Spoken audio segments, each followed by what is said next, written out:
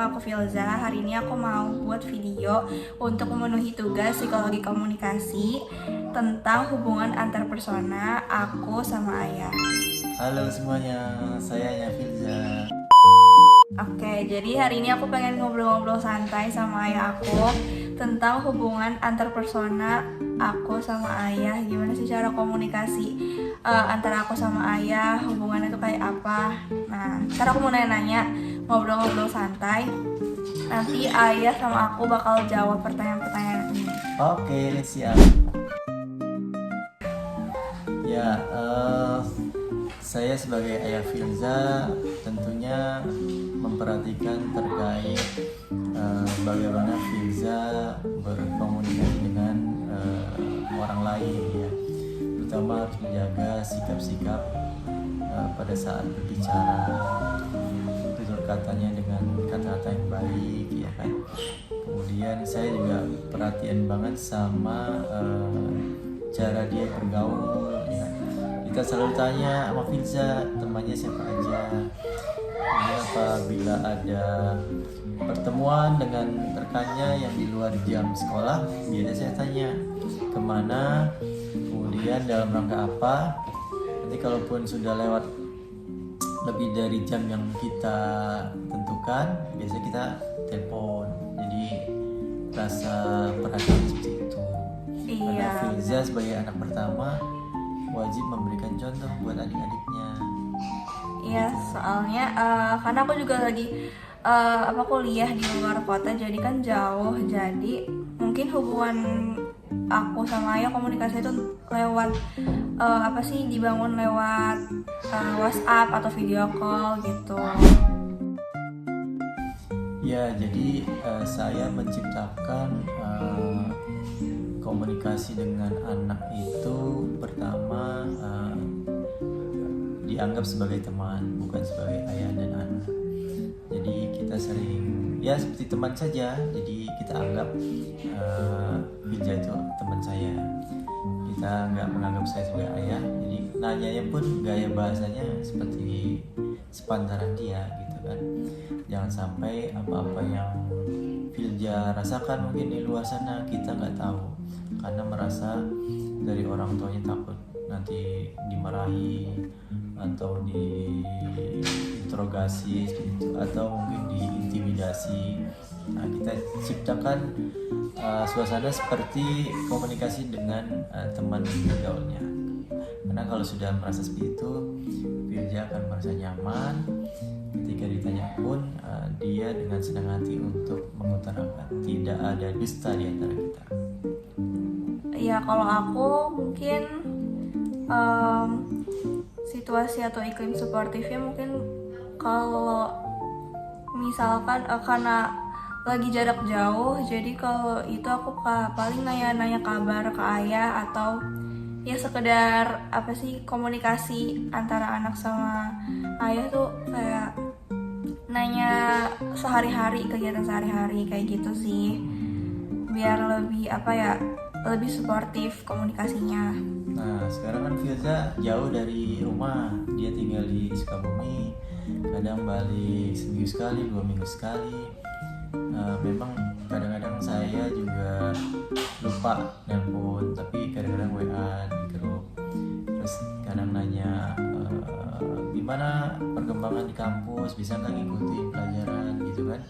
Kemudian ada kesulitan nggak di mata kuliah yang Filza hadapi gitu kan, apa yang bisa ayah bantu. Jadi kita kasih solusi, ya kan. Benar. Jangan dimarahi. Kalau anak udah nggak bisa dimarahi, pasti dia akan menjauh, pusing ya gitu. Kalau emang kita bisa kasih solusi, kita kasih solusi. Contohnya nih, waktu itu mengenai bahasa Inggris yang sebenarnya itu kan grammarnya dasar sekali ya. Cuma benar. Ada beberapa poin kesulitan yang Filza masih kesulitan. Ya, masih kurang ngerti. Nah, makanya saya kasih pemahaman, kemudian kasih contoh soal yang Filza harus bisa. Alhamdulillah kemarin infonya sih dia bisa mengerjakan tes-tes yang dikasih oleh dosennya. Alhamdulillah. Ya, jadi kalau misalkan aku kurang ngerti di mata kuliah atau pelajaran, aku biasanya nanya ke ayah lewat WhatsApp atau video call gitu. Ya. Jadi kita selalu mengedepankan komunikasi yang open, ya, Terbuka. yang terbuka dan jujur gitu kan. Jangan disembunyikan, karena kalau nanti disembunyikan kita nggak tahu ternyata beda dengan fakta yang sebenarnya, itu bisa mungkin buat saya sebagai orang tua akan marah gitu kan. Artinya kok nggak diinfo kalau memang mungkin dia punya masalah, atau mungkin ada temannya yang berbuat yang tidak baik gitu kan. Hal-hal yang kecil itu kan wajib diinfo. Jadi ketika nanti ada kenapa, kita udah tahu masalahnya. Baik itu persoalan di kampus, di kos, atau mungkin punya teman bergaul yang di luar kampus, kita nggak pernah tahu. Atau teman kosnya, ya itu hal yang kecil wajib diinformasikan. Biar orang tua di sini merasa tentram amat kalau anaknya tidak memiliki masalah. Pun kalau punya masalah, kita wajib memberikan solusi. Kalau perlu kita kesana gitu. Ya, kita lakukan dialog mungkin dengan orang yang bermasalah, supaya Filza pun belajarnya tentram, nyaman, karena tidak masalah sudah clear gitu. Jadi jangan ditimbun masalahnya, selesaikan dengan cepat. Ya benar, kalau dari aku yang membuat hubungan tetap baik ya mungkin komunikasi. Mungkin aku sama ayah tuh nggak secara komunikasi nggak intens banget, nggak tiap hari, tapi kayak kadang-kadang nanyain kabar, terus sempetin buat video call, terus kayak nanya ya seputar kegiatan ayah, atau ayah nanya ke aku gimana kehidupan di kampus gitu-gitu sih. Sama ini saya punya semacam cara bagaimana biar anak-anak dengan orang tua tuh punya bonding, ikatan yang dekat. Jadi saya belajar dari web atau dari internet gitu kan, bahwa hal-hal yang kecil itu namun dilakukan secara rutin, insya Allah dampak ke anak sangat baik. Contoh misalnya sebulan sekali kita ngajak makan bareng, di sini Ya, kita bisa kumpul-kumpul. ngobrol ya kan. Iya benar-benar. Anak-anak sama adik-adiknya saling sharing ya kan.